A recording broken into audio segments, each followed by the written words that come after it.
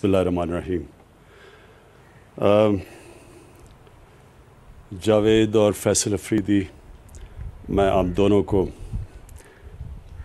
خراج تحسین پیش کرتا ہوں، کیونکہ آپ جب سے ہماری حکومت آئی ہے آپ نے شروع سے ہی ہمیں اس چیز کا احساس دلوایا کہ اگر پاکستان نے انڈسٹریلائز ہونا ہے تو ہمارا جو سب سے بہترین ایلائے ہے وہ چائنا ہے، اور آپ کے جو چائنا کے ساتھ کنیکشنز تھے اس سے آپ نے میرے ہوتے ہوئے تیسرا ہے نا میں نے انوگریٹ کیا آپ کی جو آپ باہر سے انویسٹمنٹ لے کے آئے ہیں، تو میں آپ کو مبارک بھی دیتا ہوں۔ اور آج چائنیز امبیسڈر ہمارے ساتھ ہیں، مجھے بڑی خوشی ہے کہ جو چائنیز امبیسڈر ہیں ان کی جو بیک گراؤنڈ ہے، ان کی بیک گراؤنڈ کامرس سے ہے، یہ میئر رہ چکے ہیں اور یہ سمجھتے ہیں، یہ ڈپلومیٹک کورس سے نہیں ہے، یہ ڈیولپمنٹ سمجھتے ہیں، اور جو پاکستان کا فیوچر ہے اگر کسی ملک سے بھی ہم سیکھ سکتے ہیں وہ ہے چائنا، کیونکہ ان کا جو ڈیولپمنٹ ماڈل ہے وہ ہمیں سب سے زیادہ سوٹ کرتا ہے۔ ان کی پچھلے 30-35 سال میں چائنا نے جس سپیڈ سے ڈیولپ کیا اور جو طریقہ ان کا ڈیولپمنٹ کا ہے وہ سب سے زیادہ پاکستان اسے سیکھ سکتا ہے۔ ان کی ڈیولپمنٹ کا جو ماڈل تھا، انہوں نے کیسے انڈسٹریلائز کیا، کیسے اسپیشل ایکسپورٹ زونز بنائے، باہر سے انویسٹمنٹ لے کے آئے، اور اس انویسٹمنٹ سے پھر انہوں نے اپنی ایکسپورٹس بڑھائی،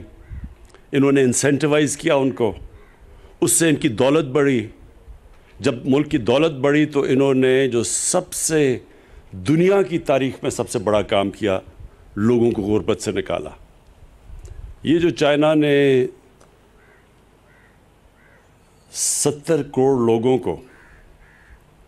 پچھلے 30-35 سال میں غربت سے نکالا ہے، اس کا کوئی دنیا کی تاریخ میں مثال نہیں ہے، اور ہمارے لیے یہ اس لیے امپورٹنٹ ہے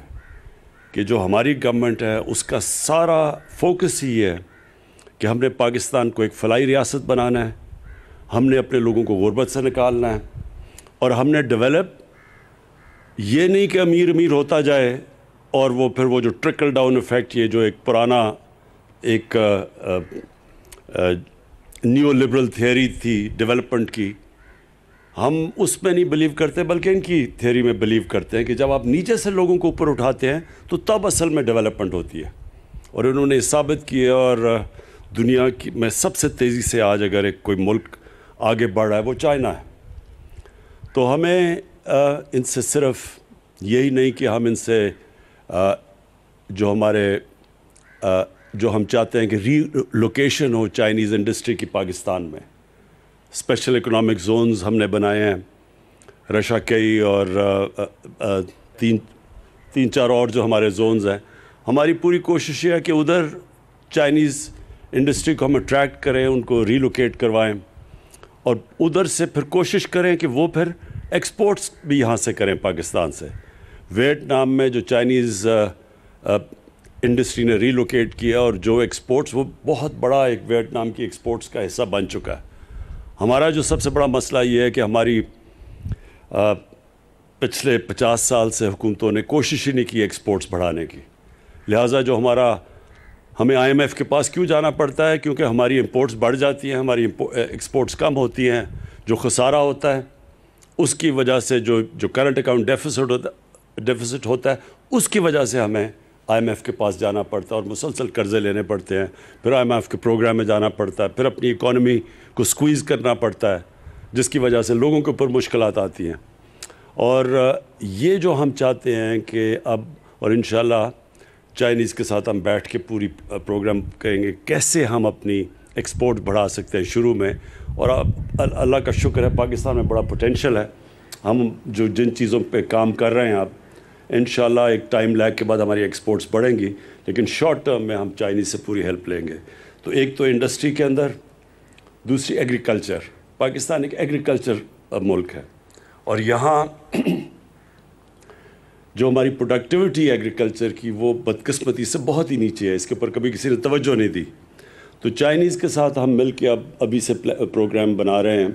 کیسے ہم اپنی سیڈ ڈیولپمنٹ کر سکتے ہیں, کیسے اپنی پروڈکٹیوٹی بڑھا سکتے ہیں. ان کے پاس جو ٹیکنیکس ہیں اور جو انہوں نے کیے ہیں وہ انشاءاللہ ان سے ہمارا پورا کوآپریشن. اور سی پیک کا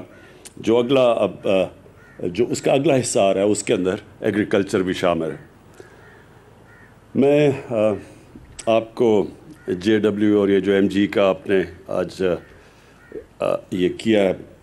کانٹریکٹ کیا ہے ان کے ساتھ, اور یہ جو آپ گاڑیاں پروڈیوس انشاءاللہ مارچ میں غالباً آپ کرنا شروع کریں گے,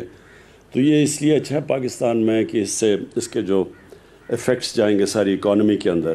آٹوموبیل انڈسٹری ایسی ہے کہ جس کی ریپل ایفیکٹ ساری اکانومی میں جاتے ہیں, اور صرف ایک ہی نہیں کہ ایک سیکشن گرو کرتا ہے بلکہ روزگار لوگوں کو دیتے ہیں, اس سے اسکل ڈیولپمنٹ ہوتی ہے, اس سے پوری ڈاؤن دا لائن ساری جو کنیکٹڈ انڈسٹریز ہیں, جو آٹو پارٹس ہیں, سب کچھ ڈیولپ ہوتا ہے. تو یہ آپ نے بڑا زبردست کام کیا, میں پھر سے مبارک آپ کو دیتا ہوں. اور میں یہی امید رکھتا ہوں کہ ہم اور اب جوائنٹ وینچرز کریں گے چائنیز کمپنیز کے ساتھ, تاکہ ہم اور ان کو اٹریکٹ کریں پاکستان میں. میں آخر میں حماد نے بڑی تفصیل میں بتایا سب کو کہ پاکستان کا سچویشن کیا تھا جب ہمیں گورنمنٹ ملی, کس طرح کے چیلنجز تھے. پہلا سال ہمیں سٹیبلائز کرنے میں لگا اکانومی میں. جب بھی آپ اکانومی کو سٹیبلائز کرتے ہیں عوام کو ایک مشکل وقت سے گزرنا پڑتا ہے. اور جو دوسرا سال تھا بدقسمتی سے اس میں کووڈ آ گئی, اور کووڈ میں اللہ کا میں خاص شکر ادا کرتا ہوں, اس کا کرم ہے کہ ہم جس طرح ہماری جو پالیسیز بنی, جس طرح ہم کووڈ سے نکلے ہیں, دنیا میں صرف 5-6 ملک ہیں جس کی ورلڈ ہیلتھ آرگنائزیشن مثال دیتا ہے کہ جس طرح پاکستان نے سٹیئر کیا, نیویگیٹ کیا اس مشکل وقت سے, کہ لوگوں کی جانیں بھی بچا لیں بیماری سے, اور ساتھ ساتھ اپنے لوگوں کو بھوک سے بھی بچا لیا.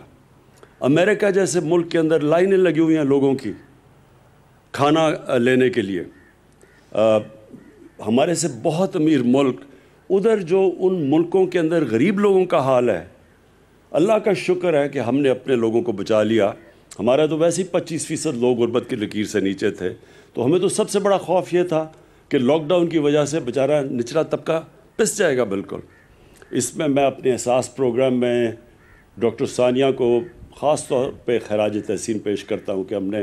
اتنے تھوڑے وقت میں اتنا زیادہ پیسہ اور اتنی شفافیت سے ڈسٹریبیوٹ کیا, جس سے کہ بہت ہمارا جو نچلا طبقہ تھا وہ بچ گیا. چیلنجز آگے بھی ہیں, اس سال اور بھی چیلنجز ہیں, اور وہ ہمارے نہیں ساری دنیا میں اس وقت چیلنج ہے کیونکہ سیکنڈ ویو آیا ہوا ہے. لیکن انشاءاللہ جو ہمارا تجربہ اس مشکل وقت سے 2 سال اور خاص طور پہ پچھلے سال جو ہمارا تجربہ ہوا ہے, انشاءاللہ ہم اب تیار ہیں ہر قسم کا اب چیلنج فیس کرنے کے لیے. یہ جو 2021 ہے یہ انشاءاللہ وہ سال ہوگا جب کہ ہم گرو کریں گے. ہماری کنسٹرکشن انڈسٹری اس وقت بوم کر رہی ہے. سیمنٹ کی سیلز ریکارڈ پہ چلی گئی ہیں. اس کا مطلب کہ سیمنٹ جب استعمال ہوا تو اس کا مطلب کنسٹرکشن انڈسٹری چل پڑی ہے. جس طرح حماد نے مینشن کیا, ٹیکسٹائل انڈسٹری پتہ نہیں کتنے سالوں کے بعد آج ایسا چل رہی ہے کہ بالکل کیپیسٹی پہ ہے. ٹیکسٹائل کے ورکر نہیں مل رہا ہے, مزدور نہیں مل رہا ہے ٹیکسٹائل کے, فیصل آباد میں, سیالکوٹ میں اور گجرانوالہ میں. اور آگے آرڈرز ہیں. ہم سب سے برے صغیر میں سب سے تیزی سے اگر کوئی ریکور کیا ہے کووڈ سے تو پاکستان کیا ہے. ایکسپورٹس ہماری باقی جو ہمارے کمپیٹیٹرز تھے ان سے تیزی سے بڑھ رہی ہیں. تو پاکستان اب ایک صحیح ڈائریکشن میں جا رہا ہے. یہ جو سال ہے ہمارا 2021 کا, اس میں ہماری جو پالیسی ہے بڑی سمپل ہے. ہم نے بزنس فرینڈلی پالیسیز بنانی ہیں. ہم نے اپنی انڈسٹری کی مدد کرنی ہے, خاص طور پہ جو ہماری انڈسٹری نگلیکٹ ہوئی, پیچھے رہ گئی, انڈسٹریلسٹ پیچھے رہ گیا, ہم نے پوری ان کو انسینٹیوائز کرنا ہے. اور جو ویلتھ کریشن ہوگی, جو ہمارے ملک میں دولت بڑھے گی, اس ساری دولت کا ہم استعمال کریں گے لوگوں کو غربت سے نکالنے کے لیے. ہمارا جو احساس پروگرام ہے, میرے جو اس سال کے اندر جو 2 میں اپنے آپ کو ٹارگٹس دیے ہیں وہ یہ کہ ایک یونیورسل ہیلتھ کوریج جو ہمارے صوبے ہیں پختونخوا کے, پنجاب اور اور جی بی اس سال کے اینڈ تک یونیورسل ہیلتھ کوریج، یہ امیر ملکوں میں بھی نہیں ہوتی کہ ہر گھرانے کے پاس ہیلتھ انشورنس ہوگی، تاکہ کہیں بھی اگر ان کو کوئی کسی بھی ہسپتال میں جا کے وہ اپنے ہیلتھ انشورنس کارڈ کے ذریعے وہ اپنا علاج کروا سکیں گے۔ یہ بہت بڑا چیلنج ہے، یہ امیر ملکوں میں بھی اس طرح کی یونیورسل ہیلتھ کوریج نہیں ہے۔ اور دوسرا جو انشاءاللہ میں اب پروگرام لانچ کرنے لگا ہوں احساس پروگرام کے ذریعے، اور جس میں میں ساری قوم کو انوالو کروں گا، کہ وہ پروگرام یہ ہے کہ کوئی پاکستان میں بھوکا نہ سوئے۔ ہماری اب پوری کوشش یہ ہے کہ انفارمیشن ٹیکنالوجی کا استعمال کر کے ایریاز ہم آئیڈینٹیفائی کریں گے جدھر جدھر سب سے زیادہ لوگوں کو جدھر بھوک ہے، اور ہم سارا ملک اس میں این جی اوز کو، اپنے جو لوگ خیرات دیتے ہیں، پاکستان میں بہت خیرات دی جاتی ہے، ان کے ساتھ گورنمنٹ احساس پروگرام، یہ مل کے کوشش یہ ہے کہ سال تک ہم یہ پورا اپنا پروگرام جب انفولڈ کریں، جو ڈیولپ کر رہے ہیں ابھی، کہ انشاءاللہ ایک یہ وہ ملک بن جائے گا کہ کوئی پاکستانی بھوکا نہیں سوئے گا۔ شکریہ۔